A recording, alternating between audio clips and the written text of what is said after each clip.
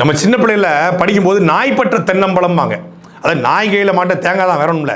அந்த தேங்காய் என்னன்னா நாய் உருட்டிகிட்டே தெரியும். அது மாதிரி தமிழ்நாடு பாஜகவோட தலைவர் பதவிங்கிறது அது உருட்டிகிட்டே இருக்கலாம். ஏர்போர்ட்டில் வச்சு உருட்டலாம், கமலாலயத்தில் வச்சு உருட்டலாம், அப்புறம் ஊர் ஊராக பத்திரிகையாளர் சந்திப்பு நடத்தலாம். இப்போ மாநில தலைவர் மேலே பாஜக இருப்பதனால பத்திரிகையாளர் முக்கியத்துவம் கொடுப்பாங்க, ப்ரெஸ் முக்கியத்துவம் கொடுக்கும், எதிர்கட்சிகள் அதை பேசும். அது பேசுறதுனாலேயே இந்த அண்ணன் சீமான் ஒரு கதை சொல்லுவாங்க.